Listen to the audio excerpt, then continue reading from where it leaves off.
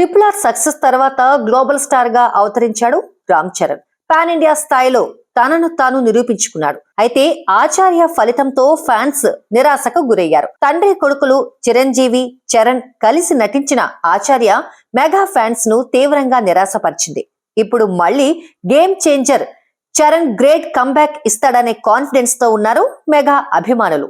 రామ్ చరణ్ నటించిన 15వ cinema game changer అయితే శంకర్ దర్శకత్వంలో రూపొందిన 15వ సినిమా కూడా ఇదే కావడం యాదృచ్ఛికం. అలాగే Tollywood star producer Dil Raju production లో రూపొందించిన ప్రతిష్టాత్మక 50వ సినిమా గేమ్ చేంజర్.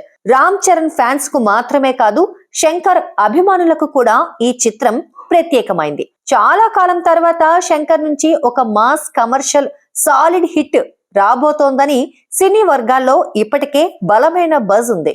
ఈ చిత్రంలో రామ్ చరణ్ తండ్రి కొడుకులుగా ద్విపాత్రాభినయంలో నటించాడు. చరణ్ కి జోడీగా కీరా అద్వానీ, అంజలి నటించారు. ఇతర కీలక పాత్రలో ఎస్జే సూర్య, శ్రీకాంత్, సముద్రకని, జైరామ్, సునీల్, బ్రహ్మానందం కనిపించబోతున్నారు. ఈ సినిమా హైలైట్స్ విషయానికొస్తే శంకర్ సినిమాలు అంటేనే భారీ విజువల్స్, గ్రాండియర్ సెట్ డిజైన్స్, టెక్నాలజీని వినియోగించి తీసిన ప్రత్యేక సన్నివేశాలు గుర్తుకు వస్తాయి.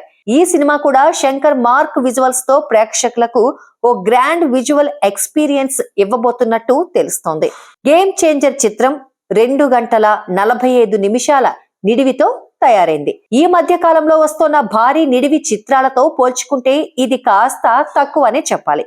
ఈ సినిమా ఫస్ట్ హాఫ్ అంతా కాలేజ్ బ్యాక్ డ్రాప్ లో ఉంటుందని, ఇందులో వచ్చే పాటలు, 2 భారీ యాక్షన్ సీక్వెన్స్లు ప్రేక్షకుల్ని బాగా ఆకట్టుకుంటాయనేది ఇండస్ట్రీ ఇన్సైడ్ వర్గాల టాక్.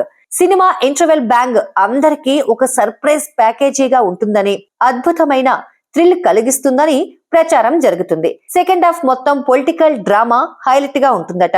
అందులో వచ్చే ఎమోషనల్ సీక్వెన్స్లు, ప్రీ క్లైమాక్స్, క్లైమాక్స్ లో వచ్చే యాక్షన్ ఎపిసోడ్స్ ఆద్యంతం శంకర్ తరహాలో అత్యంత భారీగా అలరిస్తాయట.